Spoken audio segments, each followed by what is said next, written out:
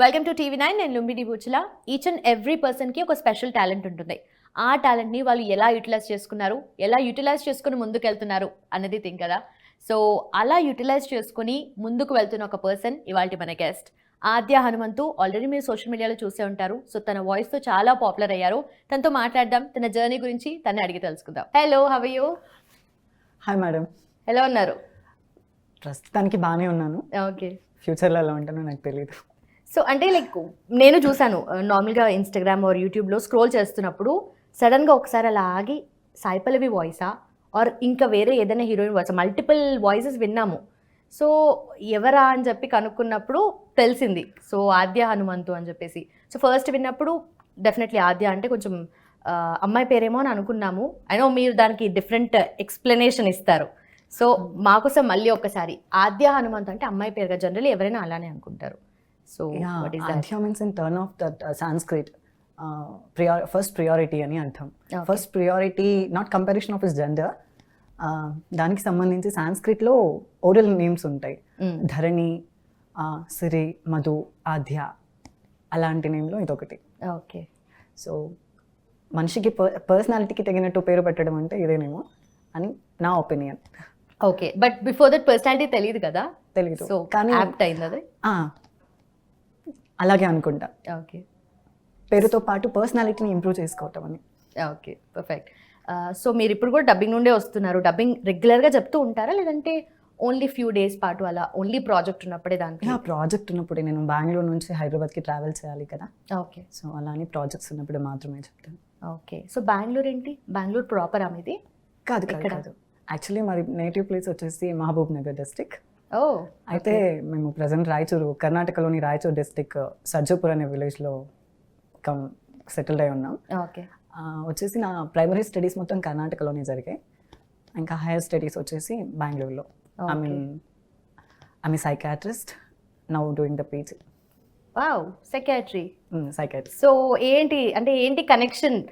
Definitely first ఎవరైనా voice విన్నప్పుడు అనుకుంటారు అంటే మేబీ మీరు డబ్బింగ్లో ఉన్నారు, డబ్బింగ్ చెప్తున్నారు, ఓకే. బట్ ఫీమేల్ ఎక్కువగా డబ్బింగ్ చెప్తూ ఉంటారు అండ్ ఓన్లీ ఆ వాయిస్కి ఎక్కువగా చెప్తూ ఉంటారు కదా. సో ఎక్కువగా హీరోయిన్స్ కంటే సాయి పల్లవి వాయిస్ ఎక్కువగా విన్నాం మేము.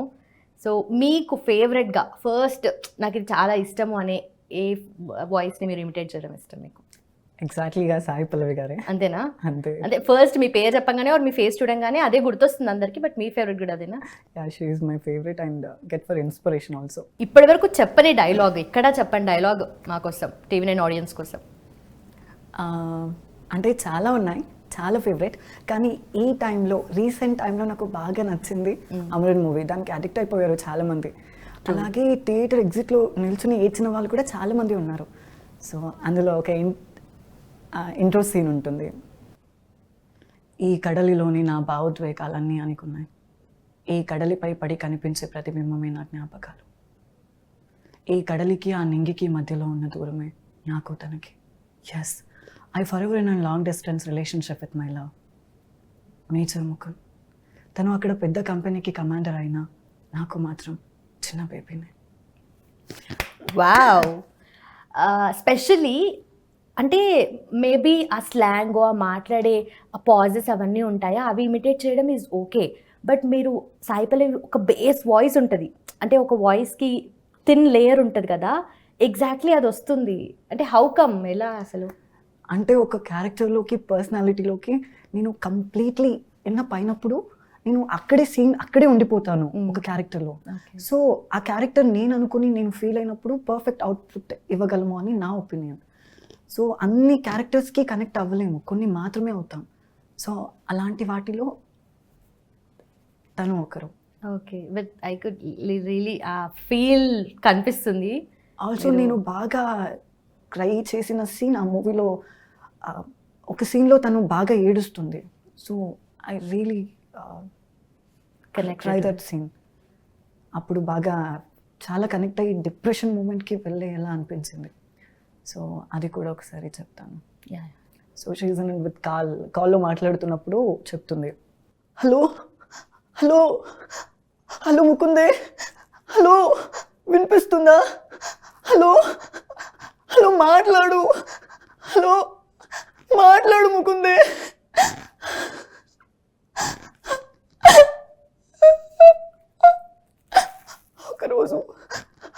లొకేషన్ అంటూ ఒకరోజు బాంబు శబ్దాలు, ఫైరింగ్ శబ్దం, ఏ టైంలో ఏమవుతుందో ప్రిడిక్ట్ చేయడమే చాలా కష్టమైపోయింది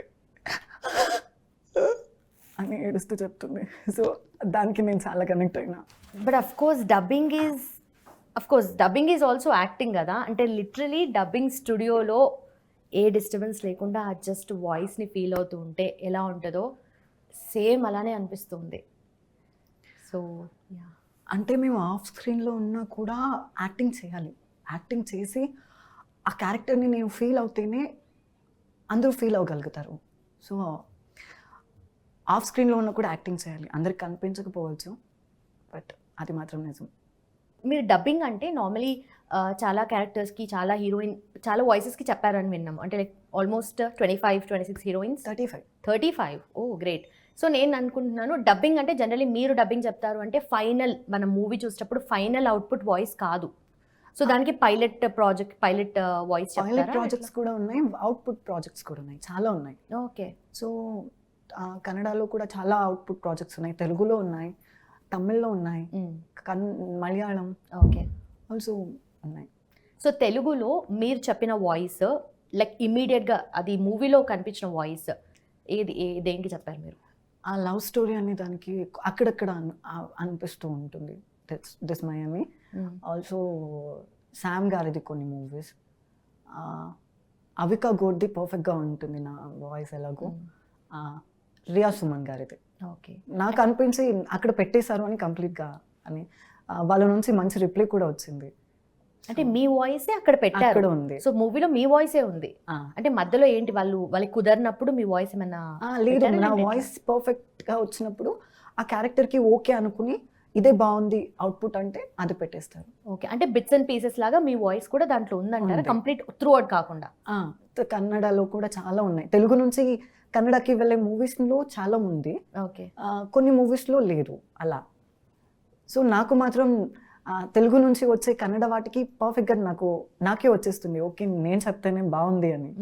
సో అలాంటివి చాలా ఉన్నాయి. ఓకే. మీరు సాయి పల్లవి వాయిస్ చేయడం వల్లనా, లేదంటే మీరు నార్మల్గా మాట్లాడుతున్నా ఆ వాయిస్ వినిపిస్తుంది ఎక్కువగా? ఇది నా జనరల్ వాయిస్. అంతేనా? పక్కా అందరూ అలాగే ఒక్కసారి అనుకుని గట్టిగా మాట్లాడండి. అందరూ అలాగే చూస్తారు, అంటే అందరికీ అలాగే ఉంటుంది. ఓకే, విచిత్రంగా చూస్తారు. ఒకసారి ఎప్పుడైనా నేను బయట వెళ్ళి మాట్లాడినప్పుడు అందరూ ఏంటి ఇలా అనిపిస్తుంది అని. రీసెంట్గా ఎయిర్పోర్ట్లో కూడా ఒకసారి మాస్క్ తీయండి అని అన్నారు, అప్పుడు తీసి చూపిస్తే వాళ్ళు కూడా ఓకే నీ వాయిస్ సాయి పల్లవిలా వస్తుంది అన్నారు. వాయిసే కాదు, మీ ఆ స్లాంగ్ కూడా, ఎందుకంటే తనకి తెలుగు పర్ఫెక్ట్గా రాదు, బట్ తెలుగు మాట్లాడితే ఒక కైండ్ ఆఫ్ స్లాంగ్ వస్తుందా, అది కూడా మీ వాయిస్లో కనిపిస్తుంది. Trust me. అంటే మేబీ మీరు ఎక్కువసార్లు ప్రాక్టీస్ చేస్తే అది ఎక్కువ కాలం పాటు మనతో ఉంటుంది కదా, మేబీ అది అనిపిస్తుందా నాకు, నేను చూస్తున్నాను. లేదు, నేను డబ్ చేసే వాటికి చాలా డిఫరెంట్గా ఉంటుంది స్లాంగ్స్. సో హైదరాబాద్ స్లాంగ్ వచ్చేస్తే చాలా వెరైటీ ఉంటుంది. అలాగే తెలంగాణ స్లాంగ్ చాలా different, Rajahmundry slang. So areas of that variation of that language. Okay. So distance పెరిగినట్టు స్లాంగ్ కూడా మారుతుంది. Okay. Okay. So Sai Pallavi voice కాకుండా ఇంకా ఎవరిదంటే నీకు నెక్స్ట్ బాగా ఫేవరెట్, ఏ వాయిస్ చేస్తారు? Rukmini Vasanth, Sapta Sagaralu Dhaati. So I dub for Kannada track, also Telugu. So అది నాకు బాగా ఇష్టమైంది మూవీ. సీతారామం తర్వాత అది, దాని తర్వాత అమరన్. ఓకే. అది వేరియేషన్ చాలా డిఫరెంట్గా ఉంటుంది. గాడిద, మొన్న ఎంత మంచి కళ వచ్చిందో తెలుసా, మా ఊరి పక్కన సముద్రం ఉంది తెలుసా, ఆ అలల శబ్దం వింటుంటే గట్టిగా పాడాలనిపిస్తుంది. మనం కూడా ఇక్కడ చిన్న ఇల్లు కట్టుకుందామా, ఈ సముద్రం ఒడ్డున నేను చేపట్టుకొని అలసిపోయే వరకు నడవాలనుంది. మనం ఎప్పుడు చెప్పలేదు కానీ నా సముద్రాన్ని నువ్వు. ఆల్సో అందులో ఇంకొకటి ఉంటుంది సీన్, ఈ టేప్ రికార్డులో రికార్డ్ చేయాలన్న ఆలోచన వచ్చినప్పటి నుంచి అన్ని విషయాలు 90 నిమిషాల్లో ఎలా రికార్డ్ చేయటమని ఆలోచిస్తున్నా. జైలు నుంచి త్వరగా వచ్చాయి, నీకోసం పాడతాను. నువ్వే ఏడాది వచ్చినా, వచ్చే సంవత్సరం వచ్చినా, 5 ఏళ్ల తర్వాత వచ్చినా, 10 ఏళ్ల తర్వాత వచ్చినా నీకోసం వెయిట్ చేస్తాను. వావ్. బట్ అంత డ్యూరేషన్ ఎలా సస్టైన్ చేస్తారు? చెప్పాను కదా, ఒక క్యారెక్టర్ని నేను అనుకున్నప్పుడు అక్కడే ఉండిపోతాను. సో దాంతోపాటు ఆ డ్యూరేషన్ కూడా అక్కడే ఉండిపోతుంది. ఓకే. ఓకే. సో మీకు చిన్మయ్ గారు అంటే బాగా ఇష్టం అని చెప్పారు. అవును. సో డెఫినెట్లీ ఆవిడ క్రేజీ డబ్బింగ్ ఆ స్టైల్కి చాలా మంది ఫ్యాన్స్ ఉన్నారు, అండ్ ఆల్సో సింగింగ్ స్టైల్కి. మీరు ఓన్లీ డబ్బింగ్ చెప్తారో పాటలు కూడా పాడతారు? అంటే నేను కర్ణాటక సంగీతం నేర్చుకున్నాను. Oh nice. Also Sandhya Sharma in Tamil Nadu. Already అన్ని ఇంటర్వ్యూలో చెప్పాను నేను. ఓకే.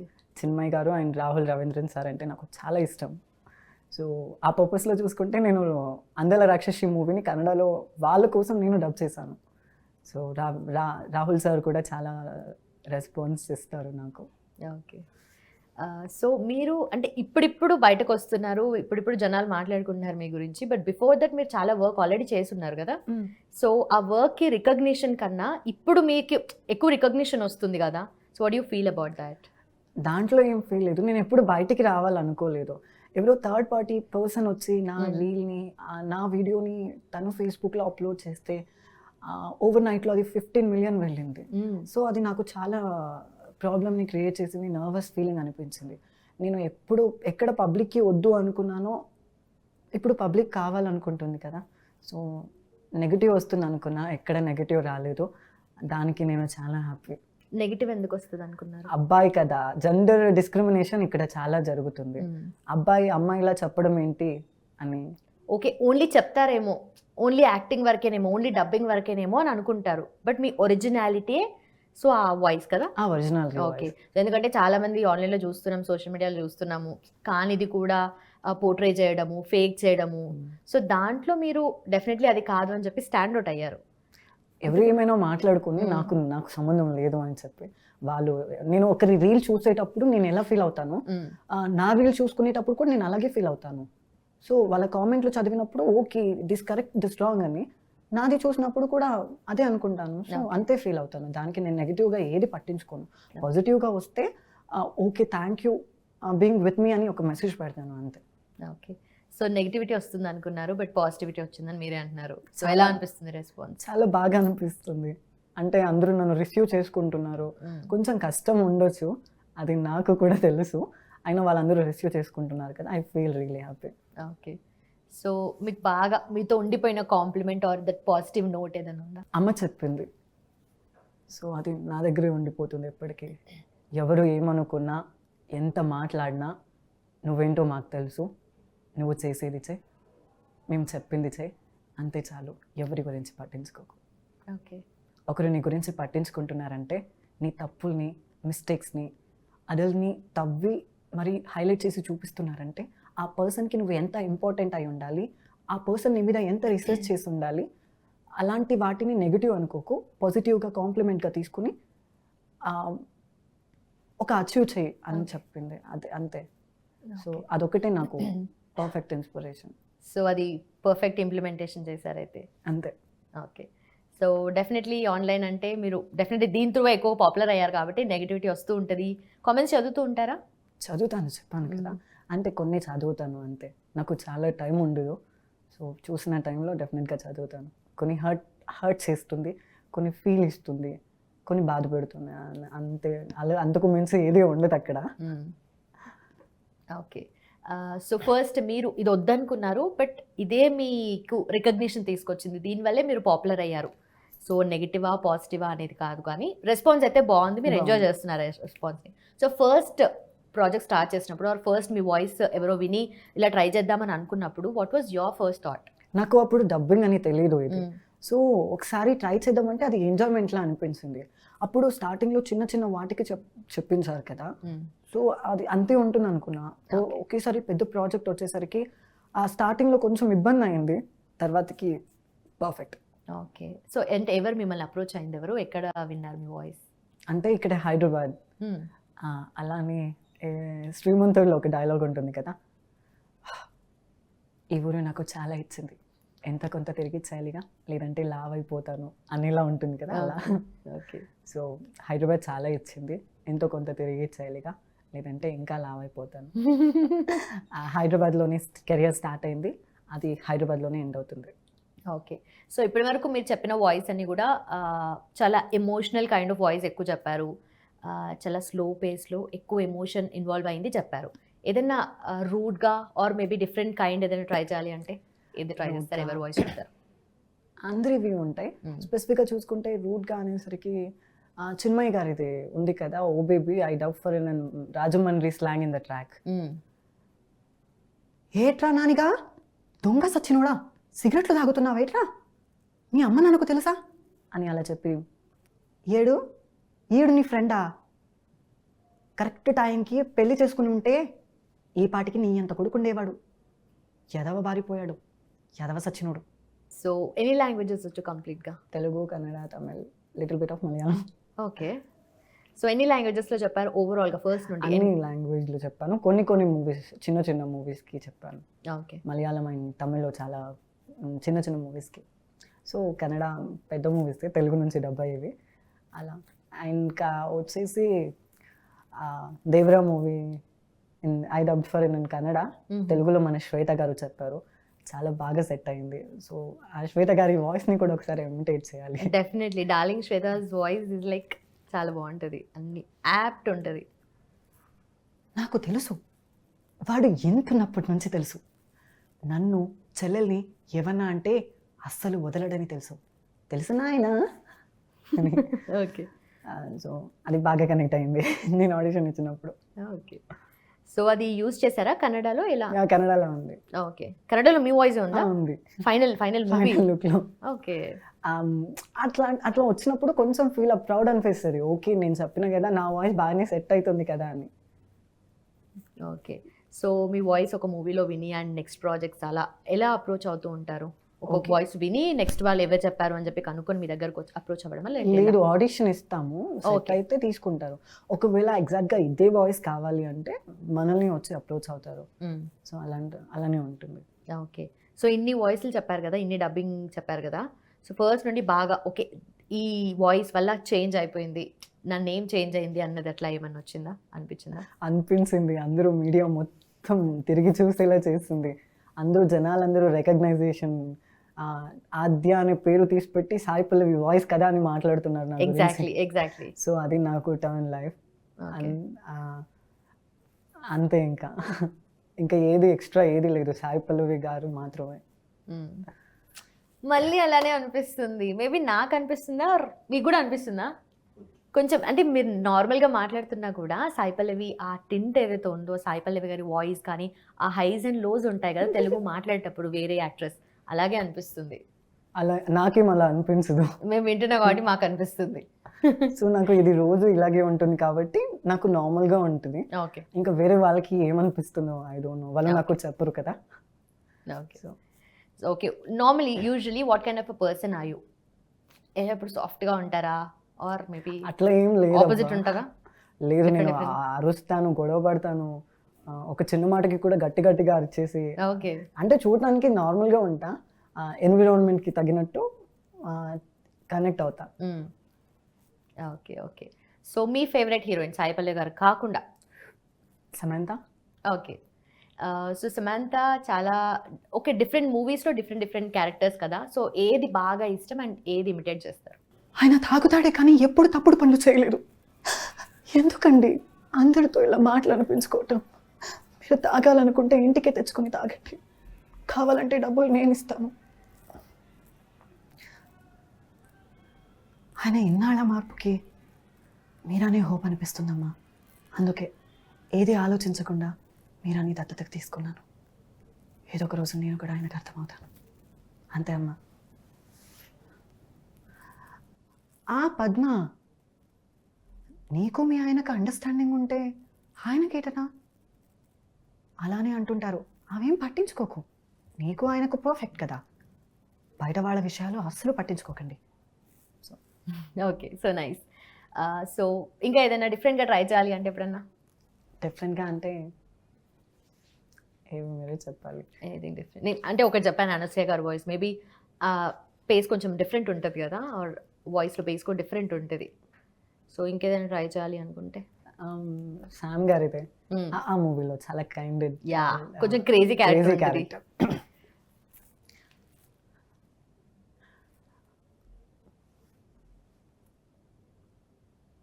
మళ్ళీ పెళ్లి చేసుకోవచ్చుగా, ఎందుకని ఆగిపోయారు? నీ బల్లి ఉంది కదా, అదే నీ బల్లి ఉంది కదా, చూసుకుంటుంది. నందు ఒకటి ఏం చేస్తుంది, నాతో పాటు మా ఇంటికి తీసుకెళ్తాను. అంతేలే, మా మాటలు ఎందుకుంటావు? నీ పెళ్ళం వచ్చేసింది కా, అదిగో చూడు విసుక్కుంటున్నావు. నాకు ముందు నుంచి తెలుసు నువ్వు ఆ ఇంటికి వచ్చినప్పటి నుంచి. ఓకే. ఓకే. సో ఇండస్ట్రీలో చాలా ఇయర్స్ నుండి ఉన్నారు. ఎప్పుడు ఎప్పుడు స్టార్ట్ చేశారు ఫస్ట్? 14-15 2014, 15 ఆ ఇయర్లో స్టార్ట్ చేశారు. సో ఇప్పటివరకు ఎన్ని చెప్పుంటారు అన్ని లాంగ్వేజెస్ కలిపి? 175. 175. అది నాకు జస్ట్ ప్యాషన్ ఇంట్రెస్ట్ మాత్రమే తీసుకున్నాను కాబట్టి అంత చెప్తాను. ఓకే. సో జనరల్లీ ఇండస్ట్రీలోకి వచ్చేదే పాపులారిటీ కోసం, మనకు ఒక రికగ్నిషన్, ఒక ఐడెంటిటీ వస్తుందని చెప్పి. సో మీకు డబ్బింగ్ అంటూ ఏంటో తెలియనప్పుడు వచ్చారు, బట్ దాని తర్వాత పాపులారిటీ వచ్చింది, ఇప్పుడు రికగ్నిషన్ వస్తుంది. సో నెక్స్ట్ ఎలా తీసుకెళ్దాం అనుకుంటున్నారు ఈ ఫేమ్ని కానీ ఆర్ ఈ పాజిటివ్ థింగ్స్ని కానీ? అంటే ఇక్కడ జెండర్ కన్సిడరేషన్ చేయకపోతే మంచి టాలెంట్ని గుర్తించి ఆఫర్స్ ఇస్తే దానికి నా గ్రోత్ అవుతుంది. సో అది కాకుండా జెండర్ని కంపారిజన్ చేసి ఆఫర్స్ ఆఫ్ అయితే ఏం చేయలేను నేను. సో ఎన్ని రోజులు తెలియదు కాబట్టి రిసీవ్ చేసుకున్నారు. ఇప్పుడు తెలిస్తే ఎలా ఫీల్ అవుతారో నాకు తెలియదు, కానీ అక్కడక్కడ ఆఫర్స్ వస్తాయి. మంచి ప్రాజెక్ట్ రావాలి, నా కెరియర్లో బెస్ట్ పార్ట్ ఆఫ్గా ఉండాలి అనుకుంటున్నాను. అలాంటివి ఏమైనా వస్తే చెప్పేస్తాను. ఓకే. సో ఇండస్ట్రీలో ఫ్రెండ్స్ ఉన్నారా ఎవరైనా తెలిసిన వాళ్ళు, ఆర్ ఓన్లీ ఈ డబ్బింగ్ పార్ట్లో కాకుండా మిగతా పార్ట్లో చూసుకుంటే టీవీ యాంకర్స్ ఉన్నారు అండ్ ఆర్టిస్ట్లు ఉన్నారు, normal artist, Jabardasth, Sridevi drama company వాళ్ళు, బిగ్ బాస్ కంటెస్టెంట్స్ సో ఉన్నారు. సో ఎవరు ఎక్కువగా క్లోజ్గా ఉంటారు? ఎక్కువగా క్లోజ్గా ఉంటారంటే నాకు తెలిసి నార్మల్గా నా జబర్దస్త్ టీమ్ వాళ్ళు నార్మల్గా క్లోజ్గా ఉంటారు. అంతకు మించి అంటే Priyanka Singh, Bigg Boss Priyanka Singh and Pallavi Prashanth గారు చాలా క్లోజ్. అవునా? ఓకే. సో వాళ్ళతో ఏం మాట్లాడితే ఏం డిస్కస్ చేస్తుంటారు? ఏం లేదు, నార్మల్ కన్వర్సేషన్. ఏమైనా నాకు స్పెషల్గా జరిగితే నేను షేర్ చేసుకుంటాను, అలాంటివి ఉంటాయి. ఓకే. కానీ చాలా కైండ్గా ట్రీట్ చేస్తారు, బేబీ లాగా. అది కాదు నాన్న, అలా కాదు నాన్న అని. ఆల్రెడీ మ్యూజిక్ నేర్చుకున్నారన్నారు, సో ఏదైనా పాడతారా? నాట్ జస్ట్ డైలాగ్స్ కాదు, ట్రై చేద్దాం. మనసా మళ్ళీ మళ్ళీ చూసా, గిల్లి గిల్లి చూసా, జరిగింది నమ్మే సాజతగా, నీ తోడల్లే చూసా, నీ నీడల్లే చూసా, నేను నీకు వదిలేసా, పైలోకంలో వాడు ఎప్పుడో ముడివేస్తాడు, విడిపోదే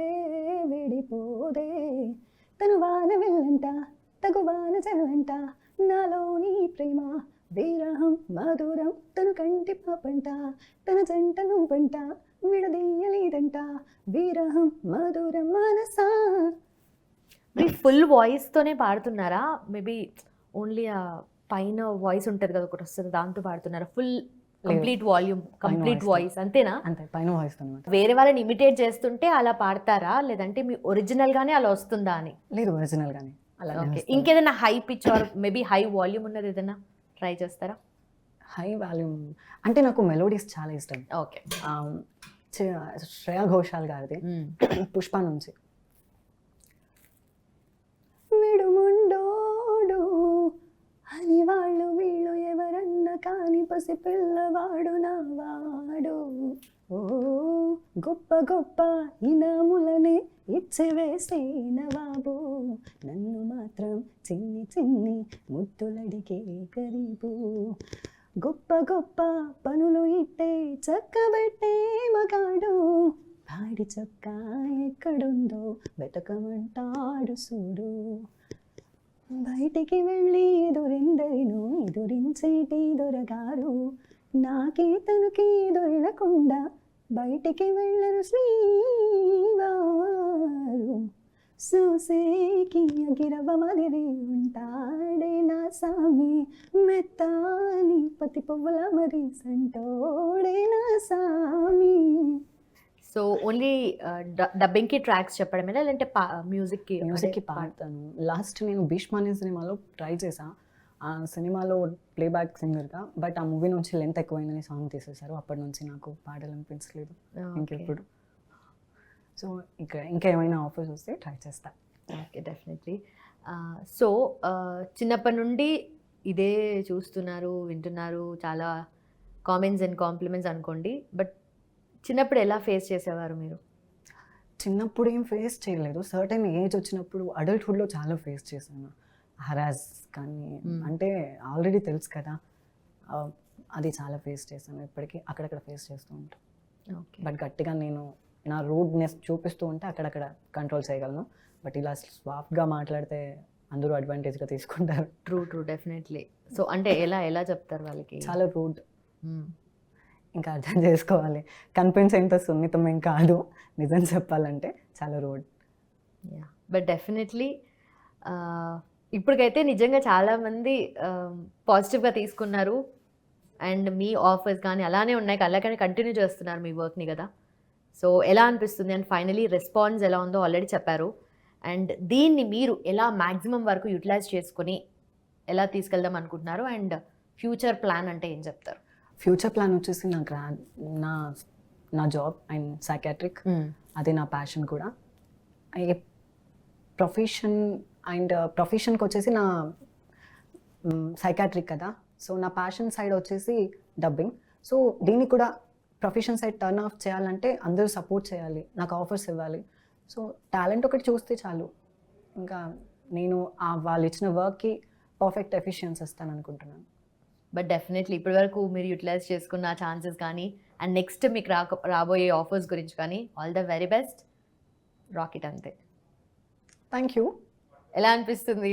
చాలా హ్యాపీగా ఉంది.